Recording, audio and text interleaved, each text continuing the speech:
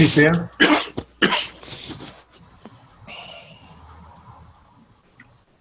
Are you there? I am here. Okay, good. You can hear me? Yeah. And while I've got you, before we proliferate, how soon might I be able to use your principles and practices and publish them? Use them right away. I mean, you know, they are a current draft. I could slap a version number on it, but everything's a bootstrap. So it is all ready to go for experimentation and evolution. Yeah, well, that's the whole idea. I'm going to try to experiment with them with real people and be able to give you some real-world feedback, which may reflect more what I do as the rules do. I admire you for trying to do that, because I think that we've been trying to do that for 3 years, and I welcome such an opportunity to do so. So I appreciate that, Steve. Yeah. Well, it's a win-win for both of us, I'm sure. Good. Good. Now, where do I find all those different 7 different things? I have those links buried somewhere in my files. It's in KF Journal. Go to KF Journal and look for either my name or look for artifacts, and you'll find it. Works for me. I remember that now. Okay. Let me get that written down before I forget, though. KF Journal. Okay. Well, Dino is here, so let's turn it to Dino since it's Polyscopy Day.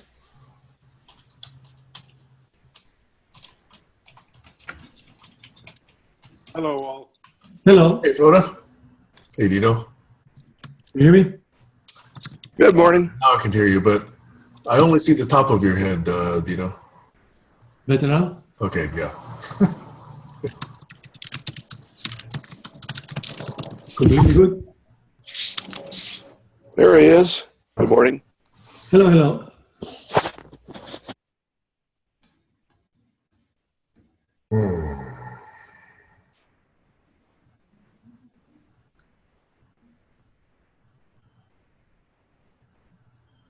Dino? I'm here. You hear me? Yes? Okay. You want me to just go ahead, or? What did we decide? I thought so. I think the question is still how to help polyscopy, and last time technology foiled all our attempts to get a good flow. Well, can I remind, my recollection of the question is, suppose Froda and I had built you something so that we could actually sit down and apply polyscopy to the problem that we're trying to address. What would we do? What would we see? What would we click? You know, what would we say? You know, what would we model in our heads? That's the question, I think, that's always been driving us towards connecting DKR2 or TimeBrowser with polyscopy. That is, we have the system, the software is in front of you. What do you see? What do you click? What do you do? Right? Okay, you see, I have this little bit more top of the mountain approach. I go to the mountain top. But see, Dino, you've been to the mountaintop probably like 3 or 4 months now, right? We've been there. We're trying to say, how do you apply this? Right? If not, then I don't know where we can begin, because if you don't have a concept of how to use software in order to be polyscopic, then I guess it's up to Froda and me to imagine what that is. But to the extent that you have that in your mind, we'd like to extract that from you so that you later on don't say, oh, you guys don't get it. So if you've got that in your mind, is that something you can share? To a degree, as I see it, developing exactly what polyscopy looks like is a fantastic creative challenge. And we have gotten this far. And then there is this, this much to go. Mm-hmm. The reason why I like to, I can go into the technical thing right away if you feel that will be more productive to the flow. If you have that, yes, actually, yes. Yeah, no, I mean, I interpreted Froda's original question. You will remember Froda couldn't join us, and we were trying to talk. acknowledge it in the laws. But Frude's question was completely general. How can we help polyscopy? And I was framing my story even more generally. How can polyscopy help us? The point is that there are major points of synergy, right? Mm-hmm. And so polyscopy instructs us to go to the mountaintop, see the world from above, and then descend. But if you definitely hate that, let's go straight. No, we don't hate it. It's just that we've heard that. Okay, so we know that there's the context. We know we have to go to the top of the mountain. We know we have to look around. We know we then have to descend, and apply action or apply, communication design. I've heard all of that. So if you don't have it, and I'm definitely giving you the opportunity to present it if you have it. If you don't have it, then I have something that I could present and see whether or not that is polyscopic in the sense that you want. But I don't want to do it first if you've already got it and you want to present it.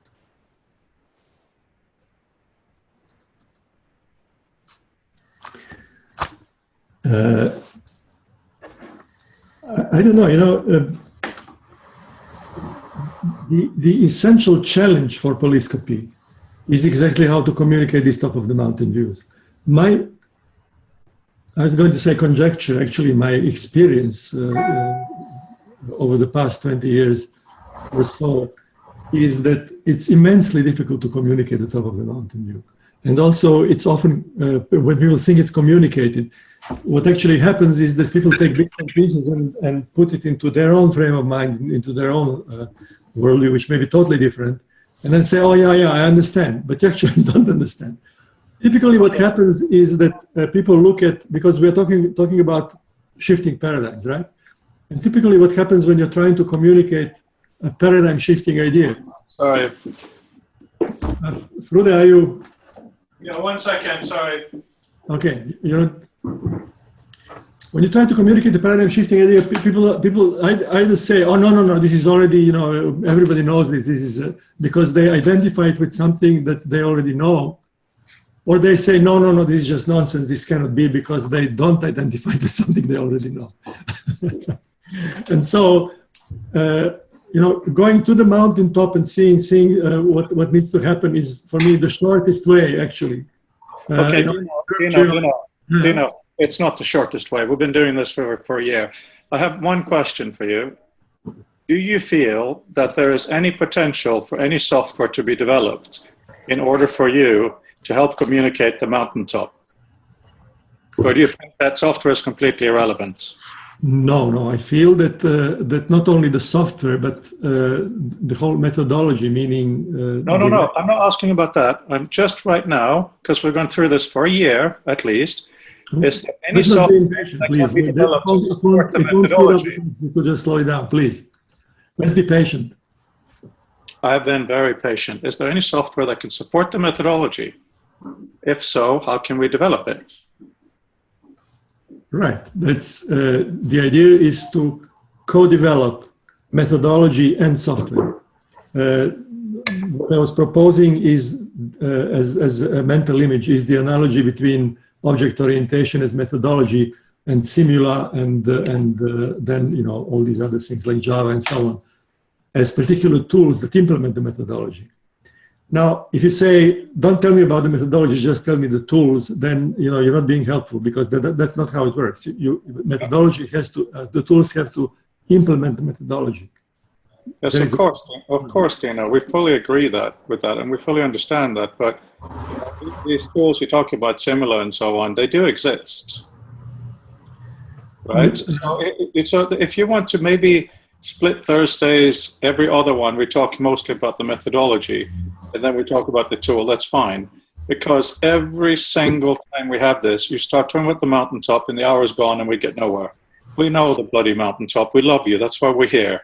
Please. Okay, but then, if you want to skip the intro, then skip the intro, but no reason to blame. My sense is that the shortest way to get into the creative process is to release the tools and practices that need to be developed, right? And if you want to skip over that and get into the tool development directly, that might take forever, but that's okay. If that's your creative process, you go along with it. Give me 1 minute, sorry. Hey, Dino. Yes, sir. If we had a system that encompassed polyscopic capability, and we bring it, all four of us, and address it to this problem that we're trying to address, which is how do we each understand polyscopy, or how do we communicate polyscopy the best, or how do we spread polyscopy, right? Pick one of those problems, okay? Right. Imagine we had a system like this. What would we see? What would we pull together? What would we co-create? And what would be the result? Can you imagine that?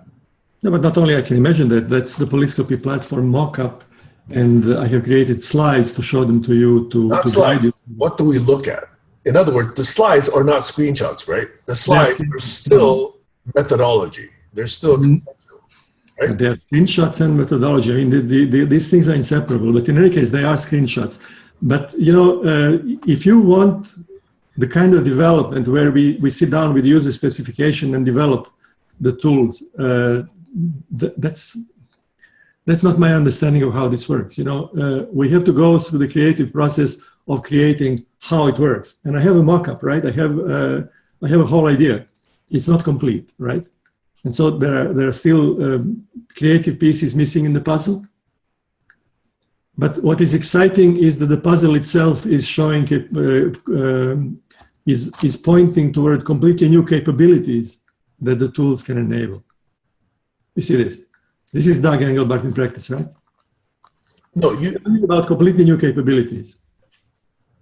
We're talking about new ways of interacting with information. Yeah, but give us those examples. Paint a scenario where we're actually doing that. You know, draw one thread through a bunch of data or a bunch of knowledge so that we're actually seeing the tool in practice. Okay, but look, now we have lost 15 minutes. This is precisely what I prepared for you, right? And I could have done the top of the mountain point in 2 minutes or less, because it's just 2 slides, very brief, right? Now, for 15 minutes, we are discussing the procedure. I have prepared the slides with all this, exactly what you're saying. Okay, let's go. And I was actually showing them to you last time.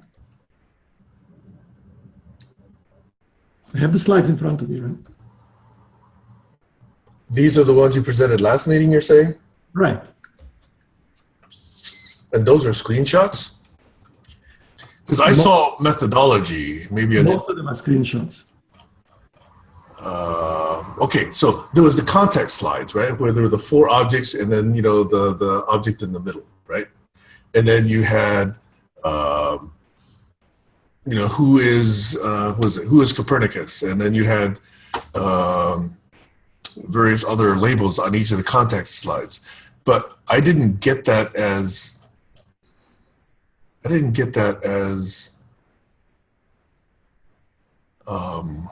screenshots. I don't understand how you use that as a screenshot, because in our, okay, so wait.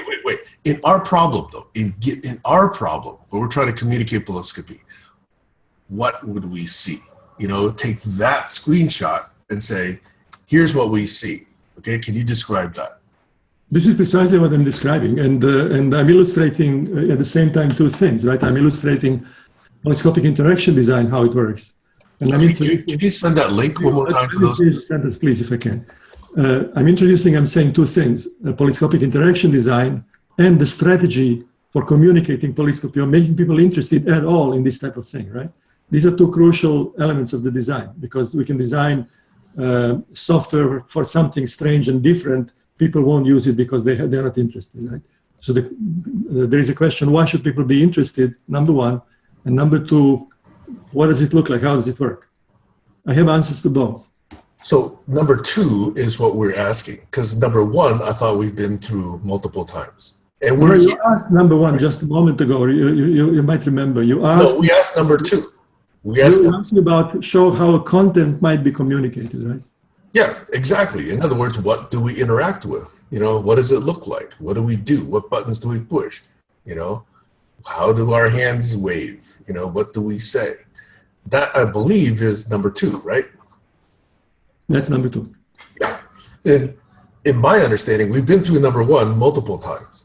So can we go to number 2? Or is number 1 still not understood and shared? No, I'm fine going to number 2. It's in the same slides, right? Okay, great. So is it possible for you to share the link to those slides again? I can screen share, or? Yeah, why don't you screen share then? Sorry about that. I'm back now. We have to put our house back on the market because the idiot who's going to buy it canceled this week.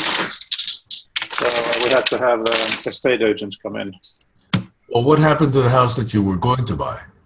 We don't know yet, because the guy who was going to buy this, everything's fine. We took it off the market. And then yesterday said, well, actually, I want a bigger house and I want more money for the one he's selling. So he's just an absolute utter bastard. It's just really, really upsetting, especially this week for what Emily's going through. Yeah. So I apologize. Let me just do one more thing. I'm listening to you guys. Okay. So do you have that link, Dino? Shall I? Yeah, I mean, let me try to share. Yeah, screen share. There should be a green thing down at the bottom of your screen, right?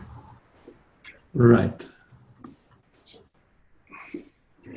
And you pick the desktop or you pick the window? No, I can. I'm just. By the way, Dino, are you on a different camera today? I am on a different camera. Is it better or worse? It's worse. You used to have a better camera. That's good. Yeah. I'm at work today. So do you see my how to help Polyscopy slide? I see it very clearly. Fantastic. Okay, so this works really nice because I have my screen. I'm sharing just a window. Yep. Okay, so fast forwarding through the big picture view. This is a little bit of a big picture view, but I think it's okie dokie because it's conceptual. We have been talking through this, right? So when you come to a polyscopic presentation of essentially anything, this is all tentative, obviously, but it should follow from the basic intention, which is communicating across gestalts. The first thing that you receive is a scope. Why should I be interested in this? There is an economy of attention, actually of intention also, which is a background for all this. Okay, so I, the reader, need to be convinced enough to allocate some significant part of my time and attention and really be here, right? Because as you guys surely know, it takes a while to communicate across gestalts, and we're not going to try to run through these things. Okay, so once we agree that we are interested and we want to follow through and go through the process, then there is some kind of purgatory or detox chamber, and things may go back and forth, or attention may go back and forth. But purgatory or detox chamber will introduce the reader both to polyscopy, how this works, right? And then there is some kind of acceptance of the dialogical contract that needs to happen. Even maybe drawing one into a dialogical frame of mind. And the dialogical frame of mind is the frame of mind where everybody is ready to take the other's point of view. So we are not battling, we are not fighting as we sometimes do. But we genuinely create a space where new ideas can emerge because people and ideas are held. There is no debate, there is no contention, there is a sense of openness, there is a sense of receptivity, okay? So once we go through that... Can I ask a question on that one? Yeah, please, you can always interrupt. Okay, so imagine then that all four of us have this software in front of us, and my mental model, my terms, my Dictipedia are in my brain. Foda's got his, Stan's got his, you've got yours. There's some meaning that each of us brings to this conversation.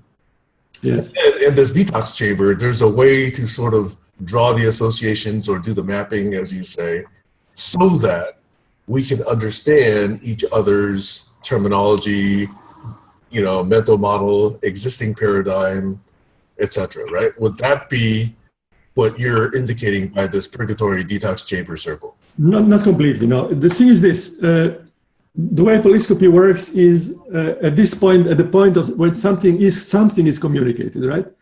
That something is communicated with the binocular, it's a scope, right? So you're being given a scope, and the challenge is that you really see through this scope, right? Meaning that you take the concepts, you take the setting, and so on and so forth, right? You're not just using your own concepts. No, we don't have to have shared concepts. We can share this set of concepts, but let's use them, right? Okay, so can I ask you a question on that one? Yes, When please. you say exactly what you said in the last 1 minute, right? You said share these concepts, understand scope, use binoculars, etc. right?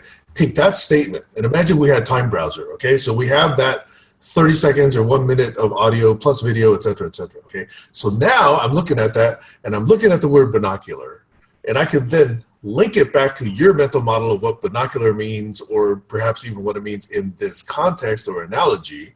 And then I can also look at the other terms you were using and map it back. So wouldn't that be then a way to understand your context? I'm not applying my context, right? I'm looking at what that context means in your. My dear friend, I think you're exactly applying your own context, but we can. No, I'm asking you, what does that look like for you? Because I'm still trying to understand it, right? So what does that look like? Exactly what this looks like, I don't know. It can. I imagine it as an evolving module. So this Right. is why. So how can we co-create if you exclude what I'm saying by saying, "Oh, that's my context"? I'm trying to. No. I'm saying that you are my sense. If I can be honest and sincere, right? Yep. My sense is that what you're doing, you're still looking at my concepts through your concepts or through your intention. We all do, Dino. We all do. We all have to. That's the nature of communication. It's not the necessary nature of communication. It's the nature. No, it is. It absolutely has to be, because otherwise it has no meaning to me. If it doesn't connect to what I already understand, it has no meaning to me, right? No, my sense is your compassion is your word. There is a need for compassion, for precisely stepping into my shoes, right? I am trying to step into your shoes. That's why I'm asking these questions. And you're not giving me your shoes. You're telling me that I'm still wearing my shoes.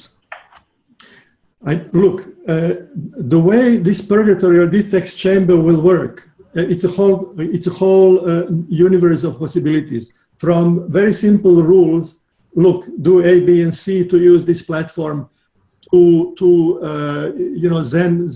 a course in Zen meditation for 10 years. So I mean, that's, of course, those are extremes, right? But in this continuum, there are all kinds of possibilities for exactly what needs to happen for communication to be properly prepared.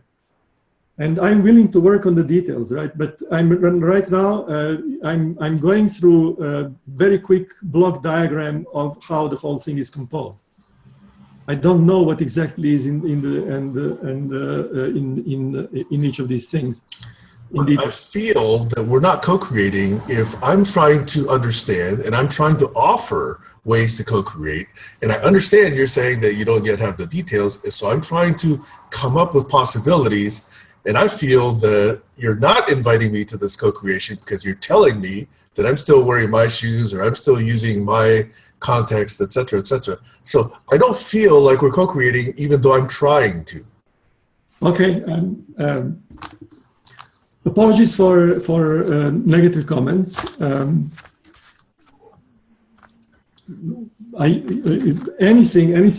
Any kind of creative idea will work at this point. I'm not.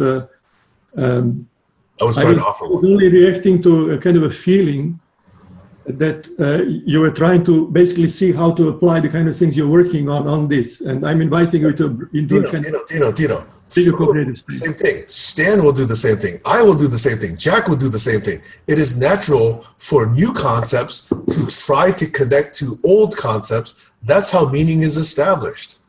Right, but this is how all meaning is established. New meaning requires letting go of old concepts and thinking from scratch, essentially being in a limbo, in an undecided space where new ideas can emerge. This is new ideas can still emerge.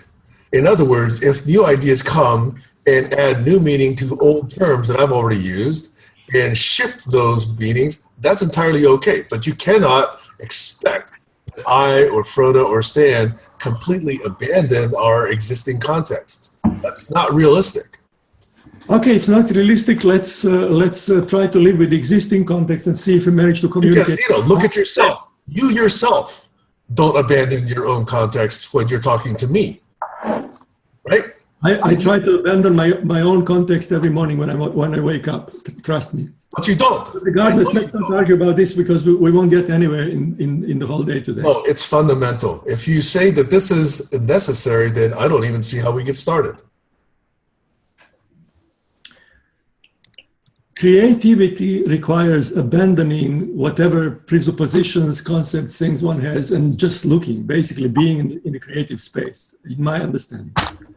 But let's not, I mean... Guys, can you stop fighting because you're both right? Okay, first of all, just to be a bit pedantic, you cannot see without prior experience. It's just not possible. Right? You need an experience to be able to contextualize and basically catalog what you're looking at, right? Which is a hugely interesting thing itself. Now, whether we are trying to create something new or not is not the most important thing. What is the most important thing, and please tell me if you agree with me, is to create a system that really aids polyscopy. If it turns out that pen and paper is the best thing or some old technology, that's fine. It's not the new or the creativity, it's to honor the power of polyscopy, right, guys? Yes, but it's new in the sense that, according to Dino, the tools don't currently exist. So by definition, if we were to have them, they would be new. Yeah, I'm proposing exactly to first think from scratch, understand the functionality of this, and then see what kind of tools, rather than looking at this through our tools and trying to apply them, because my sense is that that's just not going to be productive. Okay, can we go on? But now we've probably forgotten what I was talking about. So, okay, purgatory detox chamber, we enter into the Gestalt. Okay, so now we are ready to begin to communicate. And there is Gestalt, there are details, right? Gestalt is the big mountaintop view picture things, right? And so we dance over this space from the Gestalt. We say, no, this cannot be, my God, look. And then we go into details and we verify and we say, okay, yeah, and so on. And after a while, we know the whole terrain. Back to the mountaintop, we're ready for action. And action is essentially contributing to a new Gestalt. What does this mean? Let's say we are trying to fit new things into the existing world, but there is something fundamental that needs to change. So the more we try to fit in the things into the existing world, the more entangled we are. And so what the Gestalt says is that there is a whole new possibility, right? There is another way of both directing action, and so there's a whole other strategy, okay? It's a shift of perspective. From there, we go into action. So this is like we have climbed to the mountaintop. We now go down the mountain into the forest. We're ready to chop trees and build a city. Okay, so that's the action. And then prototypes and design patterns and projects will populate the space we have created through interacting with the Gestalt and aspect and patterns and data and so on. Because there we have created a kind of a framework. We understand what needs to happen, right? And then every piece that we are adding to this picture will be basically contributing, will be resolving some of the issues that we have perceived from the mountaintop, right? So it's Gestalt action kind of, I'm done with this slide, and from here on it's concrete. Are we okay?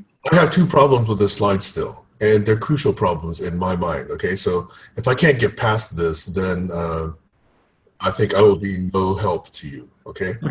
So I have to say what these things are. Number one, if we abandon current context every time we try to interact, I think I don't understand how we can do that and still be in a bootstrapping mode.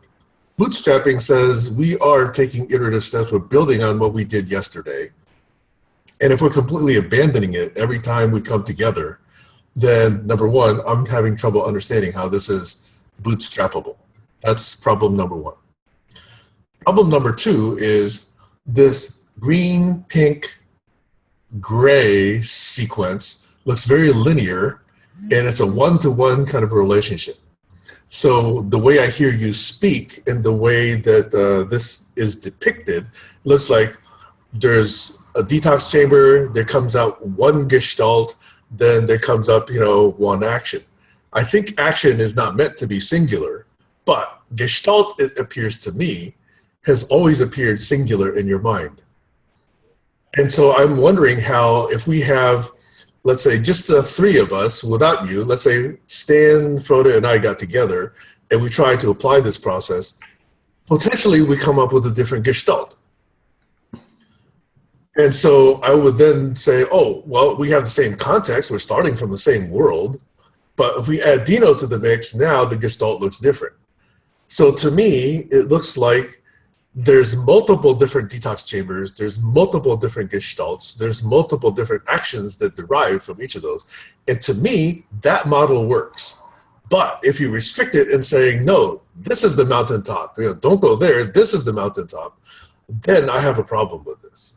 No, what you're describing is the basic axiom of polyscopy, right? As the name suggests, there are multiple points of view, multiple views from these multiple points.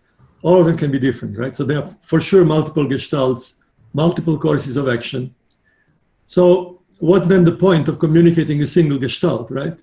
The point is that I'll take a practical common example. It's that most people seem to be living in the gestalt.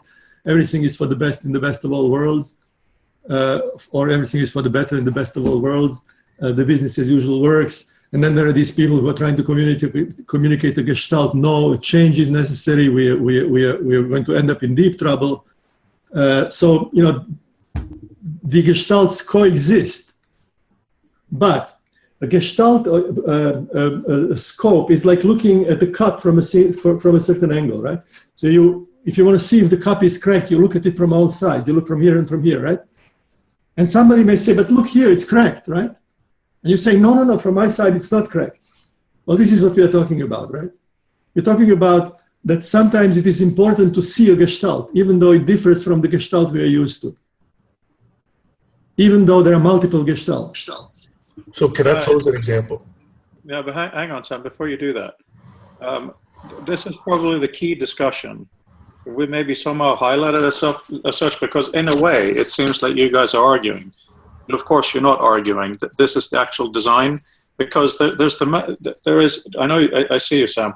Because what we're talking about is to change understanding. We need to have a combination of previous experience with a fresh change of view, right? That is what we're talking about. Yes. What we're talking about is how to balance the extremes. You've now polarized each other, because of course you aren't really polarized. Okay, so it may be we can frame it in that way. We can actually, we can frame it as these aspects, patterns, data, and so on, that they are points of previous experience. They're, let's say, common experience. They are, let's say that they can be, relativity theory. They can be Darwin's theory. They can be basic insights. They can be Wiener's basic insight about cybernetics. They can be basic insights of huge, big people we trust, right?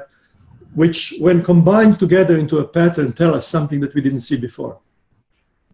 And so, we're not looking at the wild, unknown terrain. We're looking at the known world, right? But we are trying to organize it in a new way so that we see it in a different way.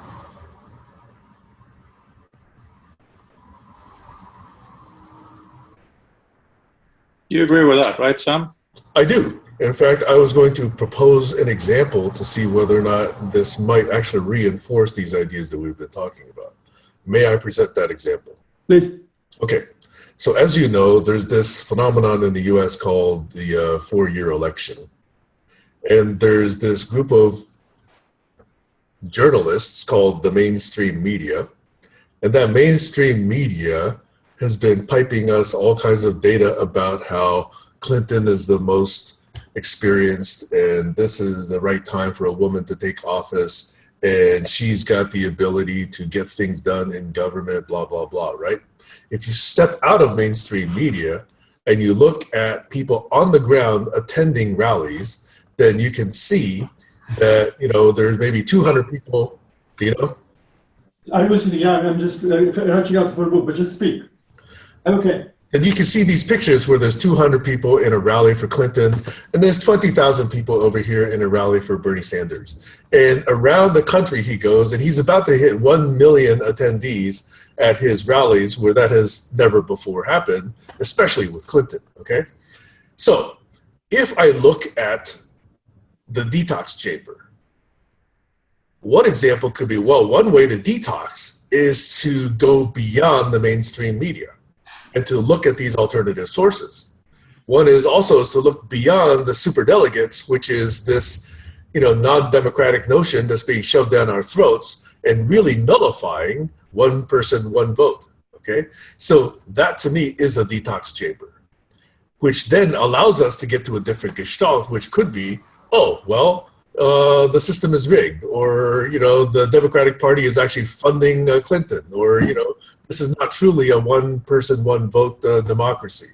So I'm giving you that as an example, and clearly it's a very charged example, but wouldn't that be an example of what you're talking about? Oh, definitely. Right. I mean, if you pick up that one, it's a rabbit hole. It's quite deep. So, but surely, right? I was reaching out for this book by Muriel Edelman, which is talking about the symbolic uses of politics. And this was published more than 50 years ago, right? It still hasn't, this is one of the things that could be woven into a pattern, right? Things that haven't penetrated into the public sphere, and things that he's basically, not only he, but these are political scientists 50, 60 years ago saying, politics is basically a spectacle. They entertain the masses with things, and what is really happening, what really divides the power, and it's a completely different story. So, in any case, let's not go into that. The point is that, I think we'll agree at this point, right?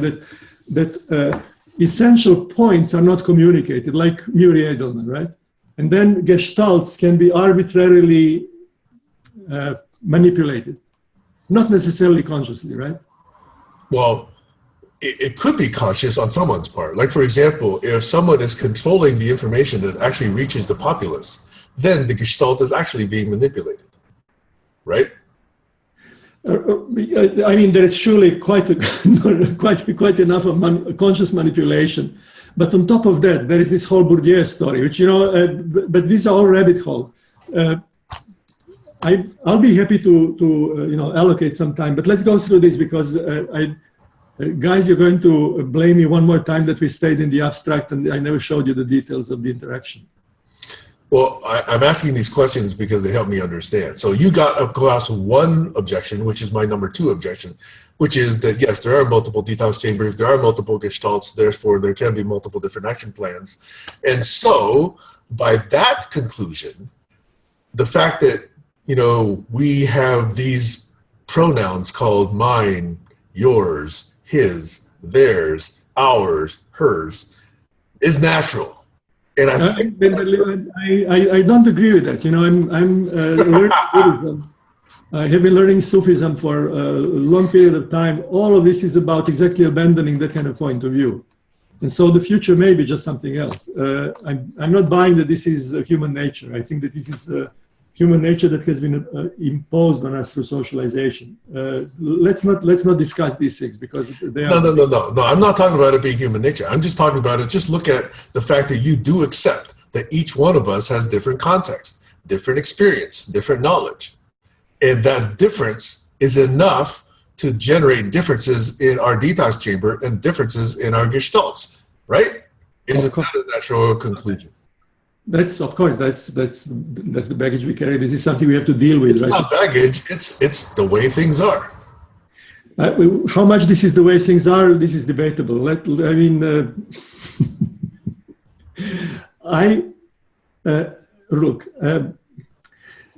we, the people, we as civilization, we are moving from something called reality, right? To sort of fluid reality, to something which is, I would say, a polyscopic reality, right? So, gentlemen, you insisted that I should be concrete, and I want to do this concretely. and now you're pulling me back up the mountain, and God knows, you know, we'll be lost in the clouds in no time. Allow me to go on. Be nice to Dino, Sam. I'm being very nice. I'm also trying to help co-create. So if these attempts to co-create are not viewed as attempts to co-create, then I think we're not actually seeing that we're attempting a collaboration here. No, yeah, look, we are obviously attempting collaboration. The question that you're asking, they're phenomenally interesting and phenomenally valid. It's just that they are deep. I think we need to if we're going to get anywhere with Wednesday and Thursdays, we probably need more structure. I don't think so. Gentlemen, I was offering you structure from the beginning. I could go through these slides in 15 minutes. I could, and we can discuss them. You know, we can go deeper in. Sorry? Why don't we go through the slides? Because to disagree right now just isn't useful, because I know I know you guys mostly agree anyway. So why don't we go through the slides, and then if there really remains something, go back. Is that fair enough? That's it. My sense is that there will be enough disagreement for a few years for us, but you know, that's real work. This is just an intro. If you don't mind, Sam, yeah, let's just go through it and see what happens. Are you okay? Samuel? Under protest. Under protest. Okay. You need to spend more time in the detox chamber, but we don't have time for this. Well, so I'm very calm. I'm just saying that there are critical elements of this that unless we understand them, the details won't matter. Okay, tell me again, briefly in 15 seconds, what your major reservation / concern is, please. Number one, how is this bootstrappable? Number two, how do we then understand that there's this phenomena happening everywhere? And so there isn't one gestalt that we all have to internalize. There's multiple gestalts that we have to essentially see as being coexisting over. No, Sam, can I respond on your behalf to see if I can make it? Really, yeah, please. Yes, excellent. First of all, I think that Dino's showing us this is the process per new gestalt, per new insight we're trying to communicate. So I think he agrees with that comment. I can accept that Dino obliterates my notion that there's one over here, there's one over there, there's one inside my head, there was one inside his head. We're talking about two different things. Sam and Dino are talking about two different things. Everybody has their different views of the world, of course. However, this is about communicating that one new insight. There isn't just one new insight. Oh my God. This whole polyscopy thing is about, you know, like the Wiener's paradox. Someone has figured out something really cool. The rest of the world doesn't get it. That's the new gestalt. Of course they're marriage. Of course they're going to be interrelating. But I think all this is trying to say is that for the model of this new insight, how can it best be communicated to people who have varying insights? How can we get to at least share that, either agree or reject it? Bingo. Right, so that's all. I think we agree on this, Sam. It's just the way that it's written. I can see how you interpret it, but you guys are not fighting on this point. Of course, Dino accepts that we all have very, very different views of the world in general, and that is a complicating factor, but it's not the point of that slide. Of course. No, all this is, of course, part of the role of the purgatory is to kind of relax, right? To say, okay, exactly that, right? There are multiple gestalts. You're perfectly entitled to have yours. You don't need to change them. But for the sake of this conversation, right? Relax them a little bit if you can. Take this point of view and let's see if you can see the world differently. And David Bohm, a smart man, devised this whole dialogue thing because he genuinely believed that without some kind of dialogue, we're not going to make it as civilization, right? So it's a huge deal. It's a huge issue, how to let go of even incoherent gestalts we have been socialized into and see things in any sort of new way. Hang on, Dino. Seriously, the David Bohm thing is really extreme. It is about, you know, when I try to listen to you, I have to give up everything that is in my world at all, okay? It's fair enough as an exercise, but what I believe you guys really are sharing, and it's such a bizarre argument right now, is that all we're talking about here is if we're going to progress, we need better communication, better understanding of things that we think we know, but actually we don't. That's cool. Yeah, so let's Sam, if it's okay, let me continue because you know we're going to chew up the time on mountaintop issues, and Frude will say again, you never get to any kind of relevant technical details. Please continue. Slide number 6. So this is then how these ideas are implemented in the current polyscopy mockup. The thing you see here is the scope, right? Why should I care? And this is suggesting the scope. It's saying, look, there is an impending renaissance, right? Impending meaning it's ready to happen. It needs to happen. Everything is prepared for it. There is one thing that is missing: our capability of putting what we already know together in new ways, and seeing that these things that we already know can compose a view of a brilliant new future. Okay, next slide. I'll just run through this because we need some discussion. Are we okay going over the hour, or are we stopping on the hour? I'm available. Okay, now slide number 7. We are through the detox chamber and we're looking at the mountaintop view. The mountaintop view is composed of 4 side views, right? This is, you remember this ideogram, the circle on top of a square, right? So the circle is the holistic one point. And the square is, let's look at different sides and see if we can see the point, right? Or you can think about 4 ways of climbing the mountain. And so, what's a Renaissance-like change like, right? There are different things that we associate with the Renaissance. For example, there was, I'm talking about Enlightenment, I'm talking about the whole package, right? From the Middle Ages to modernity, what happened, right? So there has been industrial revolution, that's on the bottom. There is a major change of epistemology, of how, from trusting the book to trusting science on the left. Our worldview changed radically, and we saw some practices that seemed normal, like burning poor women on the stake because they are witches. We saw them as monstrous. So there's this major worldview change and major change of ethics. And then on the right, there is a whole humanism and Renaissance, right? Whole liberation of the human spirit and feeling and so on and so forth. Happy? And so, I'm introducing now some technical aspects of polyscopy. There are these things called aspects, right? And we can look at this aspect, we can look at that aspect. And when you look from an aspect, this is like projecting something on a screen, on a plane. Sometimes you see a simplified picture, right? But you see the simplified picture of the whole thing. And then the challenge is to put these aspects together and really see the whole thing, right? So this is like projections in geometry, in projective geometry, or in technical drawing, where you have the complex machinery, and then you have this view and this view and this view and this view. Happy? End of the slide. You can slow me down, or we can go through.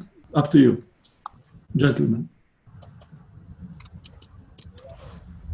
I'm fine, go on. I'm roughly done with the slide. So we can then click on any of these views. This is the mountaintop view we have. Forget about what is in the middle. It's a little bit okay. So, so the point of the middle of the mountaintop view is there is this impending Renaissance. Let's see if we can see it together. Use polyscopy to see. Okay. And so when we click on any of these views, we are down. We go down from the mountain, and we are in a specific aspect. That's going to be the next slide. This is the Copernicus, right? The left-hand side. And then again, you have 4 views somehow. But these 4 views here are not going to lead us down all the way into the hierarchy of views. Each of them is going to be a pattern. We are going to see the Copernicus somehow, the possibility of having what? The kind of change that is characterized by change from Middle Ages to Copernicus, right? From geocentric to heliocentric. It's a whole change of the mindset. We want to see that change happen, right? Here. And so let's not go into the details of the content. Let's just see how this works, right? And slide number 9 is one of the patterns. It doesn't belong to this view. It belongs to some other view, right? But what you see here is some well-known people, their main insights linked into a pattern. Each insight is a story, basically. This is how Polyscopy works, the Polyscopy platform works at the moment, right? We're talking about essentially our challenge is to go up the mountain, right? That means create insight, create big picture from details. And each one of these people is going to say something about effort and effortlessness. When we weave them together, we see a pattern, right? We see that effortlessness exists, but it has to be learned. Effort is in the body. It's in pathological usage of the body. And so somehow this insight is going to be relevant for a higher level picture, which is about the possibility of Renaissance and so on and so forth, right? So when we see several patterns like this together, we see why Renaissance is actually possible. We see that we have learned something from these people, right? So that when we weave the pieces together, we see the big picture and we see the possibility. One slide down. Now, we're going down from the mountaintop, and we are populating the space we have created by going up the mountaintop or looking from the mountaintop, the space of a new possibility or of a need for a new way of acting. We are populating it by pieces of points of action, which then need to be linked. Now, the main thing I wanted to share with you today, actually now we're right there, is as I was going through the content dialogues of Polyscopy with ISIS, you know that story. I have been going through this systematically, right? Now we are close to the end. I realized I'm not communicating even to her. And the reason why I'm not communicating is because I'm lacking exactly tools. I'm lacking tools and practices that can enable Polyscopy, even in my own language, in my own being, right? And what it is, I say, okay, so like here, we have this module, this piece of information, which is called convenience paradox, and its guidelines for conscious pursuit of well-being. Imagine our whole idea of what is good for us can change radically, right? This is okay as a piece. But what is lacking is this piece makes sense in the context of it all, in the context created. So what is lacking is precisely my capability of making connections. I need to make connections of this with all the major obstacles we have seen going up the mountaintop, and seeing that these pieces that I'm now putting one by one in front of you, right? I'm saying we can do this and we can do this. Seeing that they actually compose a world, coherent world, because they are related to one another synergistically, and they are related to the problems we have seen in the manner of resolving them. This is lacking, right? This is not there. And because this is not there, I can talk to Isis and she can say, yeah, not her head, but ultimately what she sees is just a bunch of things, unrelated to her worldview, unrelated to each other, because in my mind they are related as I speak. In her mind they are not related because I'm not speaking about relationships. And so the big point here is that the information is in the relationships, it's not in things. It is in things as long as we are updating an existing worldview. It is in relationships as long, the moment we want to leave that worldview and create a new one. Or talk about creating a world. We are one slide from the end. And at the end of the story, right, the Polyscopy as platform is an evolving roadmap for an emerging, of an emerging enlightenment. An evolving roadmap because it involves through crowdsourcing. We engage people and they create this together with us. And the question then is, in what way do people contribute? In what way is a gestalt created in a single mind? And then what are the respective roles of these two and how do they dance together? And I imagine that again, they're like yin and yang. There has to be some kind of co-creation happening. Thank you very much. Knowledge Federation, the art of connecting the dots. May it evolve through us. So, Dino, please tell me how all of that stuff is interesting, but of course it is still relevant. how do you see some specific actions to make some of this happen? I can hear you, just have to step away from the camera. Right, okay.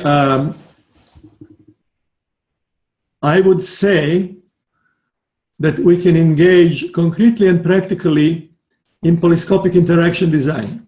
In other words, what we have here is a mock-up. Now let's make it work, right?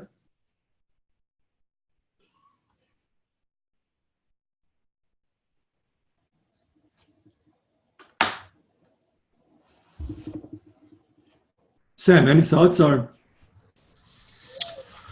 Yeah, forgive me for being dense, but I see your slides, but I'm not seeing how they are mock-ups, and I'm not seeing how they are screenshots. No, the above, this is not a screenshot, obviously, but all of the above ones were screenshots. Okay, so go back to one like this one, for example, right? Sorry? So these are, you know, I made polyscopy mock-up in Keynote.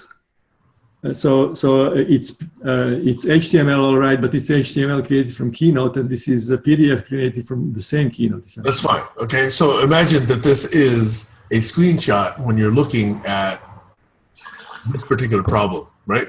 So if you take this screenshot and apply it to, let's say, the previous example I gave about, you know, American politics, how would this screenshot look if we applied it to that problem? Now it depends on what, I mean, we would not necessarily be applying this to any problem. We would be applying it to gestalt change, right? To change of, and I'll be most happy to apply it, because, you know, actually this is part of the Polyscopy platform as it is, because on top of this thing, right, you will remember, I can show you, going back, back, what might correspond to which trials is actually about this whole political power side of the things, right? Okay. But so, what is happening there, yes, I think that's a good example. Okay, so talk about how democracy is being subjugated in terms of oligarchy or whatever, right?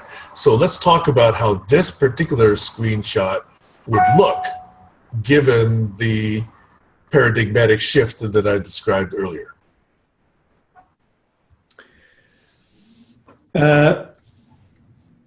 In the present view, look, in polyscopy as such, right, and in pretty much every, you know, you go around and you just pick up a stone and turn it, and under the stone, what you see is a little monster. The monster is that we have neglected the main insights by main people in major fields of research. A sweeping phenomenon, right? And we are living with the worldview which is largely a product of myth, including the myth of democracy, right? Including the myths of scientific worldview. I know all these are myths. So we are living in a methodological reality exactly like the people in the Middle Ages. We're not going to do fixes now with polyscopy and say, oh, we can fix the American politics a little bit by inviting the young people to vote. That's not the issue, right? The whole thing is built consistently on premises which have been proven wrong by science 50 or more years ago. Okay, so I get that, but this particular screen, how could it look if we are having that co-creative interaction? I don't have in the mock-up. I don't have what might Copernicus. Actually, it's not part of the existing mock-up because it's part of the old mock-up. I did quite a bit of work there. I showed you once upon a time the transformation of politics, right? What it might look like. But essentially, in polyscopy, you know, long story short, we can go to just how this is. But there is a gestalt there too. It's called the power structure, right? You can recreate the idea of who is the political enemy. You can see it as the left or as the right if you're in conventional politics, or you can see it as a communist or as world terrorist or whatever, right? but the actual meaningful enemy in a certain gestalt. Of course, all these are, you know, potentially useful gestalts. But there is a gestalt. When you look through it, you see that we are the enemy in a way. This is Pogo, right? I have seen the enemy, and we have seen the enemy, and he is us. I have this in the book, right? In the Polyscopy, in the first and basic Polyscopy book, where in chapter 4, Polyscopy is applied to see this whole issue of power in a new way. And Polyscopy is applied not by you know, reinventing politics. It's applied by doing exactly what is proposed here, and that is just, you know, lifting up certain knowledgeable people who should have been heard, who should have influenced our worldview. They have not, because we are living in a gestalt from 100 years ago that has been supported by political and other power structures, right? And so the liberation from these gestalts and really seeing a new way, so seeing things in a new way, that emerges when we lift up relevant points of reference and combine them together and look at them. That's what needs to happen. That's what needs to happen in American politics too. It will happen, we hope, but it requires a little bit of, you know, a few cycles of the washing machine, detoxification, looking at new gestalts, and so on and so forth. I hope this answers somewhat your question, Sam.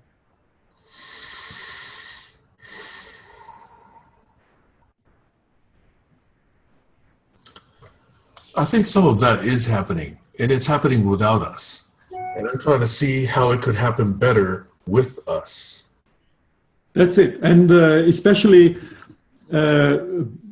exactly how interaction design can help that sort of process, right? Now, I'm back to your original question, what tools do you need? Now, I'm saying I'm more and more becoming aware that this actually needs specific tools. We have some of them are still missing. So that would be a useful two lists. It would be useful to see what tools we already have, what tools we are missing. That would be a good next step. What we already have is what I'm showing basically here, right? There are aspects, there are gestalts, there are patterns, there are vignettes, stories. We can do, you know, video snaps. So all of this is fine, right? But there is something which is missing, which I hope Ruda is hearing, because this is very much, I keep remembering him these days, because I'm more and more realizing that what is missing in my language is something that will almost force me to make connections. I'm not making connections. It's all about making connections, but connections in Polyscopy are a much, much deeper issue and much more pervasive issue than references in academic texts. In fact, I see them as, I mean, you use the word connection, which I do believe is approximate, but I see you actually trying to take whole patterns of phenomena and draw the topological connection by mapping the patterns together. So it's not just individual connections, it's patterns of connections that look like they can superimpose to give us a different view. I think exactly. So generally it's patterns, right? And this is now back to Vannevar Bush and Memex and you know, weaving the connections together. And so this is essentially what we need here, right? We need some way of creating and sharing these patterns of connection, right? They're like snapshots. And this is kind of like almost like a new language constructs, right? We have subject, predicate, and things. When we have pages and page numbers, there is something that needs to happen here, which is new, my sense. And I almost can touch it, but I cannot quite. In fact, it's more like a more complex level of syllogism. It's not if A, then B, then C. Right. It's more if you see this pattern and you map it to this pattern and the non-pattern is irrelevant, then you can come up with this conclusion or you can draw this new metaphor. You know, it's that level of insight creation. Something like that, right? And so, you know, my sense is that we are still a little bit feeling, oh, this is cold water. But my sense is that once we engage in this, then the things are just as they need to be, right? The problem domain is easily justified. I mean, the reason for doing this is easily justifiable. There are huge things to be gained. Number one. Number two, some problems are solved, so we are already well on the way. And number three, there is some good work to be done for creative people like you.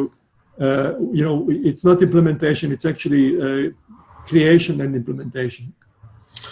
So I have myself gone through a shift because the last several weeks I've said, how do we apply polyscopy to our own problem?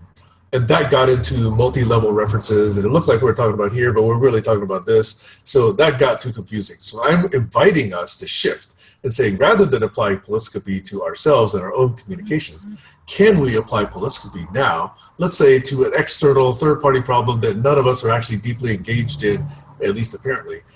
And let's take, for example, American politics, right? How can we apply polyscopy to assist in the paradigmatic shift that we'd like to see in American politics? So that removes our own problems, our own perspectives, our own agendas, and puts us into a different space where hopefully none of us have previously expressed contexts. Now, Sam, what's wrong with this? What's wrong with the existing application of polyscopy to exactly the world situation? We get at least I, okay, don't understand whether we're talking about the actual problem or we're talking about applying polyscopy to that problem, because we're using the same words. Right, I always talk about both, right? That's the point, because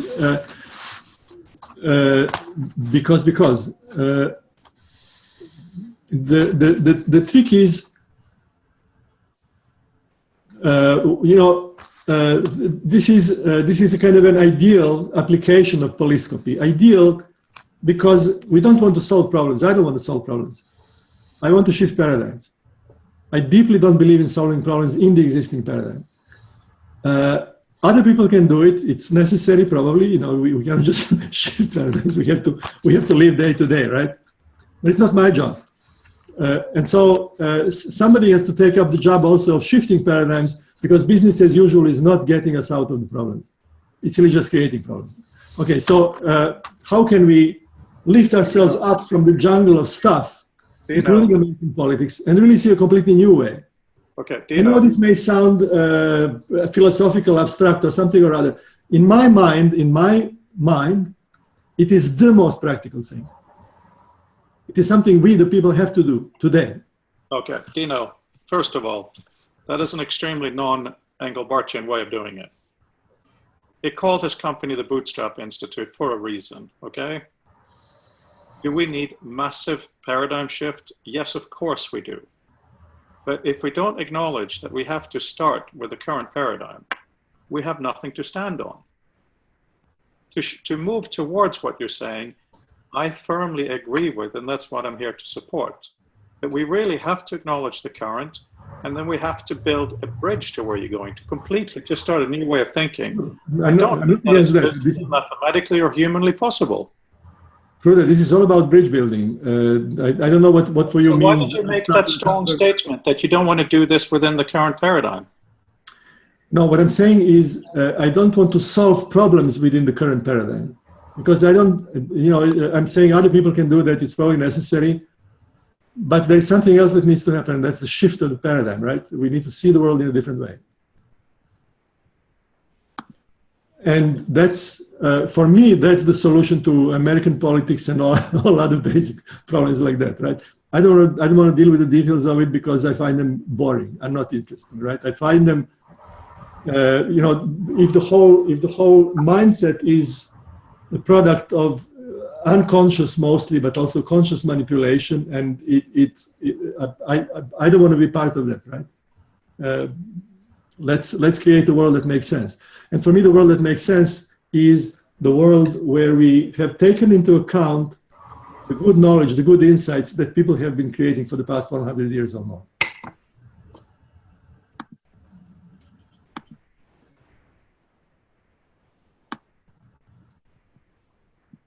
All right. Thank you for that clarification. Please continue, guys. Sorry that I had to step away. I did hear earlier, but some further house selling people had to come by, and I had to let them in.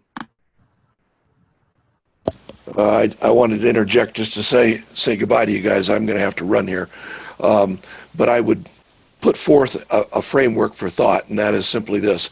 I have a new project, let's just call it that. I am calling for a workshop.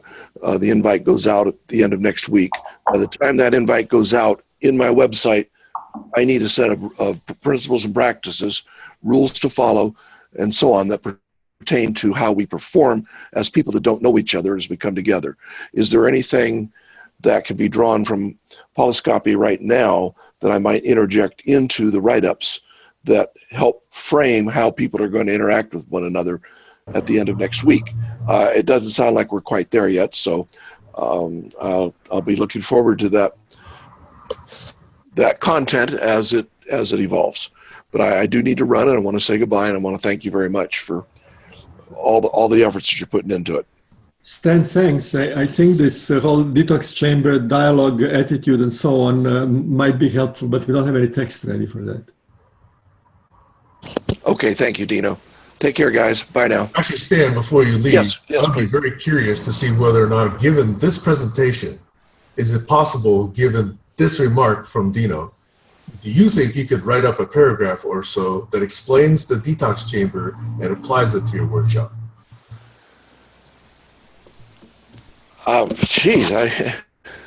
That's very tempting. I don't know. I'm not sure that I grasp the detox chamber in a way that properly reflects Dino's thinking yet, even though I've heard it. In the way that you get it, could you write it up so that it's actually something that we could see? I mean, it's not Dino, it's not me, it's not Frodo, it's something that you heard. Okay. You're part of this entire discussion. What yes. did you get? And then it would be very useful to understand how that was delivered to you. Okay. Yes. I need to go through that exercise anyways, as I understand detox. So, yeah. In fact, these talks have inspired me to take a deeper look from a different vantage point, because I want success, and we all know and are familiar with the history of pulling groups together and how they splinter and how difficult it is to keep them together and so on in a real working world situation where you have deadlines to meet and so on. So let me see what I can do with that, and I'll be happy to kick it back, and I'm sure that I'll get on a better track once I get some feedback from you guys. Thank you. Yeah, if you do that, we will be indebted to you, Stan. Thank you. All right. Thank you. Mm-hmm. Thanks, Stan. Take care. All right. Bye-bye now, guys.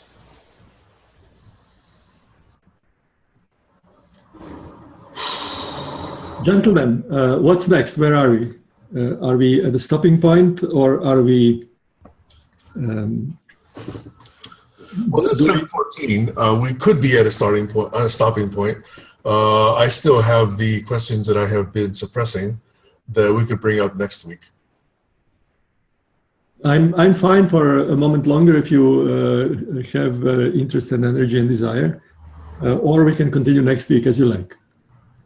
Depends on if you feel that we are on a good, high enough point so that we can see certain things which might require more context building for next time to go back to. I don't know, up to you. I'm happy to spend a bit more time listening.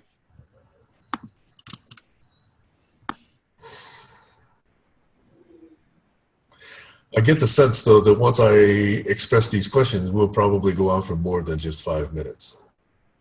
I'm okay. I'm not in any hurry at this moment. There is something, though, that I see as kind of a, I'm reflecting as on our process as the process goes on. There is a kind of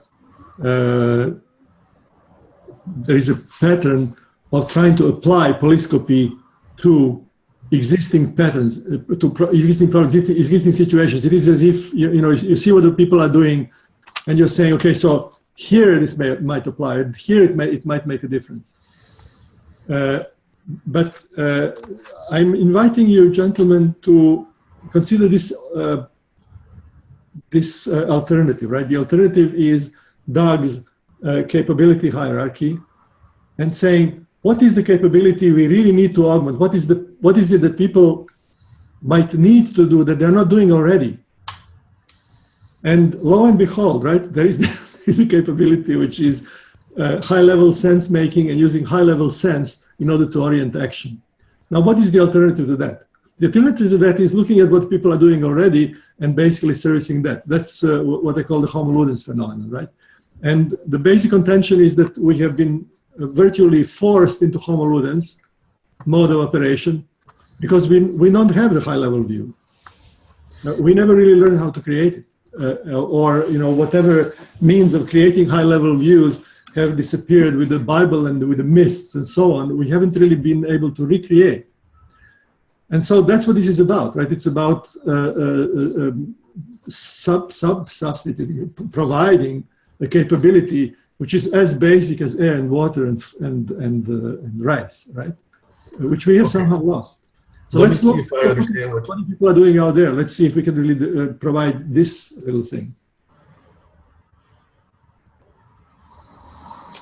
So Dino, let me try something here. That is, through most of humanity, we've had a small number of people giving the rest of humanity the way to think, whether it's religion, whether it's political system, whether it's philosophy. There's been a small number of people that have actually been creating that sense that is then, in a sense, disseminated to each one of us. What I see an opportunity, and what I think you're indicating, is, and what GlobalSIM is really trying to do, is for us to, in some way, get more of humanity. Maybe not 100% of it, but more of humanity doing that group sense making, so that we can actually be independent of this very small set of people that exercise all that power over. Geez, now this what you're saying now is one of the most interesting things really in this domain of problems or domain of questions. I can tell you how I see this because it's kind of I think it's interesting independently and it's usually relevant to exactly the question, right? Take for example Christianity or Buddhism or anything like that, right? My sense is that what really happens is that you have a person who has enormous, unusual insight and experience. These are, by the way, one of the, that's the category of people I'm trying to lift up and really see really elevated. But in different areas, of course, not all. I mean, so talk about the Buddha, right? And then what happens is that the crowd takes over and turns the teaching into a myth, which ends up being arbitrarily distant from the original teaching. And largely this is what has been going on, right? And also largely these myths are created as a result of power, not necessarily the power of one person seeing the world and saying, oh, I'm going to bend this world to my will. No, it's much more subtle than that, and it's quite. It's not forbiddingly complex. We can understand it, right? But that's the Bourdieu story. The story how the power really happens, right? And how the social structures really happen. But in any case, the belief that there is a small group of powerful people creating this thing for us, it's partly true, but it's not completely true. And let me just flip the page and finish. The idea of involving people in some truly democratic way to co-create their worldview, which is not mythological, not manipulated, not misguided, but actually real in some way. This is what this is all about, right? It's obviously a huge task, but it's the most interesting task. So this is how Polyscopy and GlobalSIM and TimeBrowser and the VKR underneath it all connect. This is how I see it. TimeBrowser gives us reality, quote unquote, as much of reality as we can get. And we go through it through a number of levels of derivative works, of insight, of artifact creation, of dissemination, so that we can get these very high level views at the top of the mountain that can then advise action. And that we are trying to do, and we're trying to learn as a team or as a community process. Because before, we've not really had that. We've had that possibly in small scale, but we've not really had it in large scale. And what Doug was indicating was, how do we scale this? And what Collaborology is trying to look at is, how do we scale this successfully? And so now we have this picture from TimeBrowser, the most basic reality, all the way up to insight and gestalt, and levels of what different tools we need at different parts of this model. And we're now trying to create that and apply it and then offer it. That's what I see us trying to do. Exactly, yeah. And Frode, I was saying this while you were away, making connections, and we were talking about then, or Sam was talking about multiple levels of connections, multiple patterns that partly overlap, partly. So making connections here is hugely more relevant and hugely more challenging than making connections in academic quotations. And so my sense is that whatever you have been thinking about, and I believe a little bit in, or rather this is my working hypothesis, there is serendipity in people's situations, right? You're thinking about something, I'm thinking about something, let's see if these things link. And I have been feeling a lot of this feeling of syntony, as Alexander likes to call it, between exactly your insisting on making connections and enabling people to make connections, and the fact that I'm realizing more and more it is that connections are missing in polyscopy. We need a language for making connections.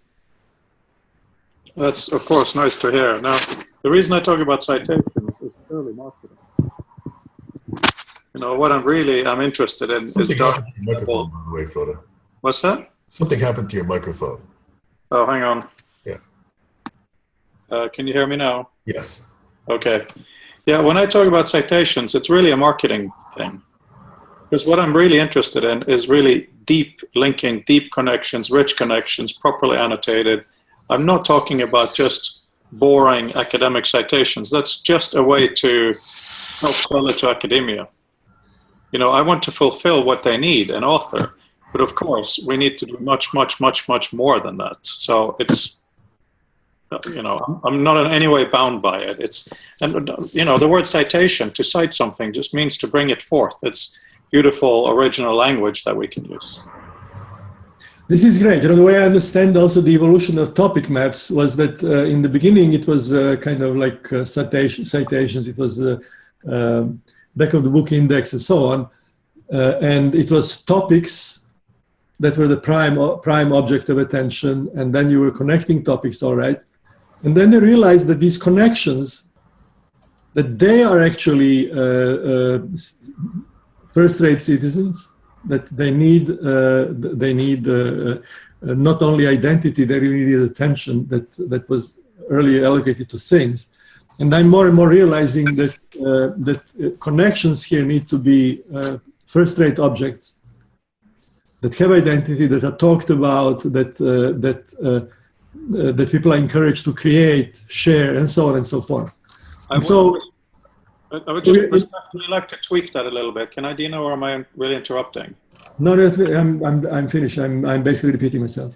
Okay, because there's a really important thing. I read somewhere in Out of Control, Kevin Kelly's book, quoting someone who dropped a pencil on a desk in front of his class, and he said, the problem with our way of looking at the world is that the pencil is more real than its movements.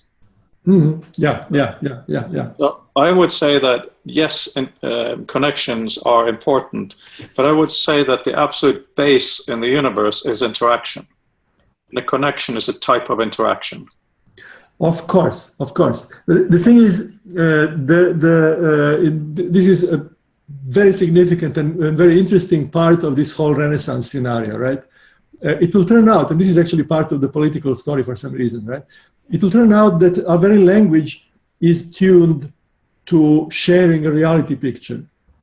This is, and our socialization is through the reality picture. And then, you know, this is when Noam Chomsky says, but our language is not really made for communication. It's made for worldview sharing. And he sees that as perhaps the significant new insight that is coming out of contemporary linguistics. You can take that all the way to the power structure story, right? And see that there is something that radically has to change with our communication. This is so beautiful because you can say, you know, philosophy from, I mean, the old, the earlier Enlightenment and the Renaissance and so on was the rediscovery of the classical philosophy, which was really all about the real reality, right?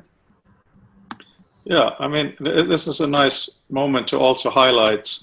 I think we share this, and in author, you know, I have it read and an edit mode, which is very unfashionable because, you know, it was all about Xerox PARC was getting rid of modes, but reading something is an entirely different thing from writing something. But you're absolutely right. Usually writing is just, I think this, I think that, fuck off. It's a record. It is not a thoughtful exposition.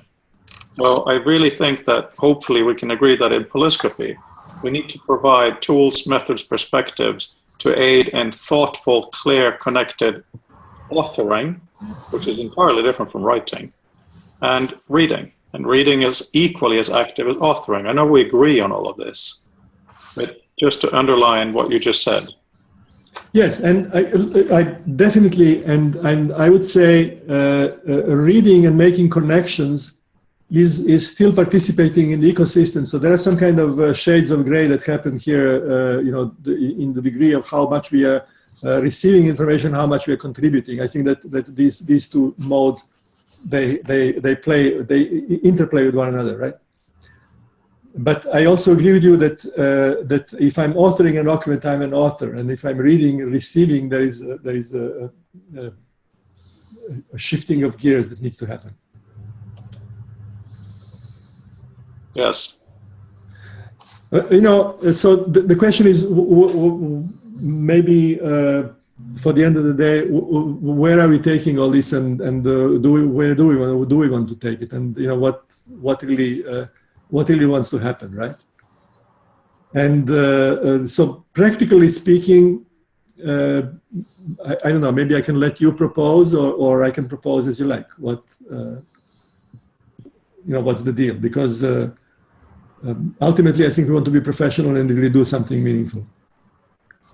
So the question is there a project in this, right? Is there something that we might eventually engage in, or is it basically, you know, just kind of a pastime? Multiple projects.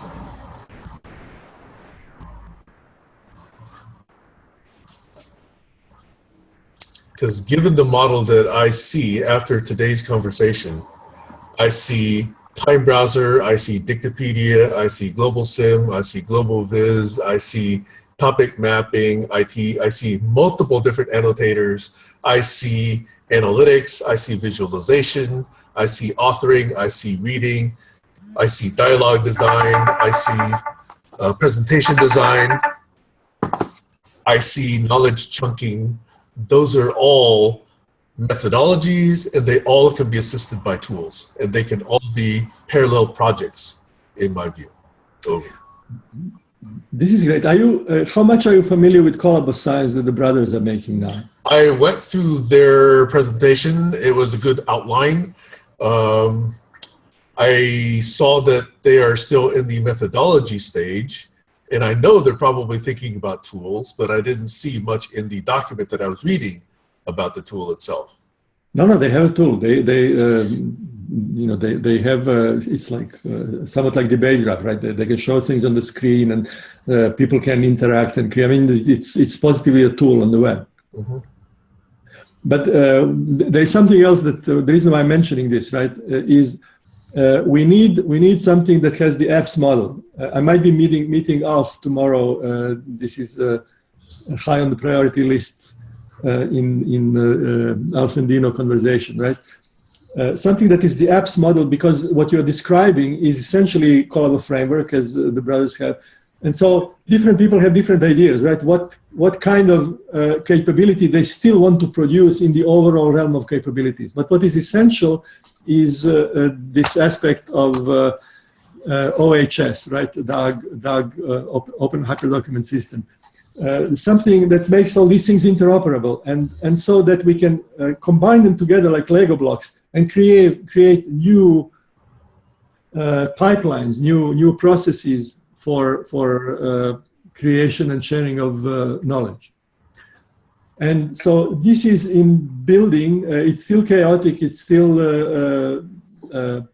but it would be wonderful if we can somehow align and use the momentum so that at least the prototype happens, something that we can play with, right? Learn from. I think that alignment is why we're here. We're trying to find that alignment. We're trying to create that alignment. And for 3 years plus, we've been trying to do that. So I think that, that's why all these different projects have been proposed. And we're at different stages of maturity on each of these projects.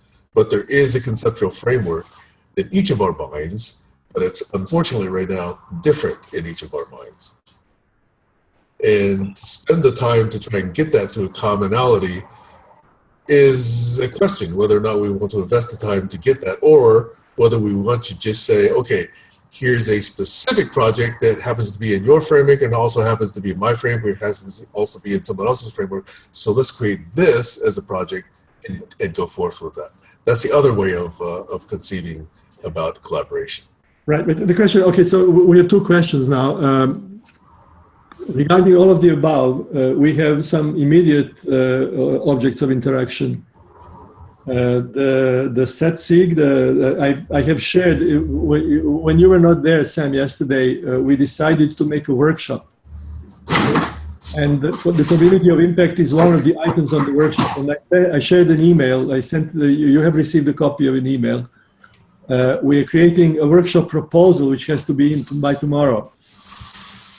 And so this is one very concrete possibility for bringing further this process of tool system, human system co-evolution.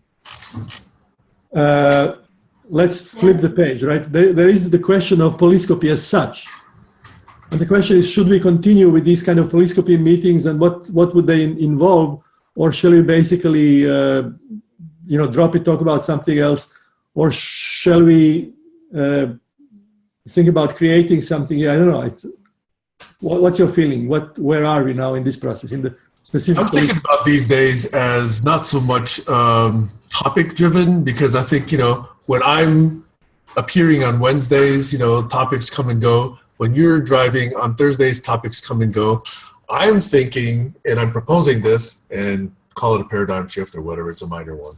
I'm saying Wednesdays doesn't have to be Collaborology, Thursday doesn't have to be Polyscopy. Let's just say Wednesdays is Sam moderates, Thursday is Dino moderates, Mondays is Frodo moderates, and let's just see what happens. I would say that since these things are all getting interconnected, they're not these fixed partitionable walls between them anymore, And it might be relevant to say a little bit about DKR or TimeBrowser in a Collaborology context or a Polyscopy context, and vice versa. I have to go, guys. It's way over time. And I please just ask you, especially you, Dino, since you have you already sent me your UIUD, Max ID, because I'd love to send you guys a copy of Author tomorrow for testing, so we can talk about it. Yeah, that would be great. Okay. And so you agree with Sam that we just curate these days. And unfortunately, I'm teaching until a few more weeks. I'm teaching on Mondays in the afternoon. I have the ducks. I have to go for now. I'll see you guys tomorrow, hopefully. Okay. Anyway, it's only a proposal, Dino. It doesn't have to be that way, but it's just, since everything is interconnected, I think just saying, let's only talk about Collaborology, that didn't work yesterday, right? And it was perfectly fine. So that's why I want to propose that we just have different drivers on different days. That way we can have a different flavor to these conversations, driven by a different dynamic and by a different set of practices, and hopefully we can learn by all of it. Tell me, I have stopped screen sharing now, right? Yes. Okay, cool. This is, I like this Zoom thing. I really feel it could, I believe also in paying some reasonable amount of money for a good service to be, rather than the service should be free. I know that. Yeah, you pay SoundCloud, I pay SoundCloud, right? You know? Yeah, yeah. I pay Google Hangouts, you know, and we're not really using that. So sometimes it works, sometimes it doesn't. This seems to be a very good investment. So this is, I think, $150 a year. No, $150 a year is perfectly reasonable for something that works. Yeah. I mean, we use this a lot, and there are no limits, as far as I can tell, on how much you can record always, and recording ends up on your own computer, right? So there are no limits. Two choices: you can record to your computer, or you can record to the cloud. Wow. Yeah. Okay, but there are no limits. I mean, obviously you can record as much as you like, and how many people? It appears. I have not hit the limit. How many people do you have for this kind of subscription? Is there a limit or not? I don't think there's a limit. I know that there are people that have had dozens on it, and that's not been a problem. This is fantastic. I think I'm going to subscribe to this and use it. It's pretty good, right? Yeah. You see? It's very, very good. I really like. I like the tool system evolution that's driving a human systems coevolution, and now we're learning from each other, right? Yes. So we're trying to be Engelbartian that way. Okay. The people did a good job, and I'm happy that we are here. Yes. And it wasn't as difficult to install and run as some other things, right? You know, because Skype, you know, obviously has had problems. Hangout, some people have had problems. With this thing, nobody's really said, oh, I can't get Zoom to work. You know, people seem to have really quickly been able to install and join a meeting, and I've not heard, this didn't work, that didn't work, I got to install this takes too long, blah, blah, blah. So I think they've done a good job. Yes, it's the sense of good people doing good job. Yeah.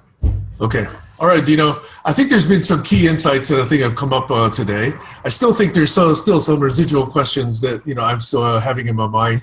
And my asking is really a respectful way of trying to understand. Okay, I don't view it as fighting the way Frode saw it. Okay, it's not, and I don't think you took it as fighting. I think it was more an exploration of how I understand things and how I'm trying to understand that you understand things. Okay, that's all I'm trying to do. I'm positively really grateful that we are having this dialogue, and everything that comes out of it is useful. Yeah, this is one I'm hoping I will flag for Alexander and David, among others, maybe even Annette and Leah, so that they can help us with the interaction. I know that you and I could use assistance from others to try and get to a more common understanding. I'm hoping. Right. No, I mean, my sense is that there is in every one of us a kind of a fear of heights. There is a resistance to going to the high level, and we would rather, okay, but so there, things are happening on multiple levels. There is some kind of communication and culture building thing that is part of our job. Well, some people are very comfortable with very detailed administrative action. Some people abhor that, and some people just want to sit at the mountaintop.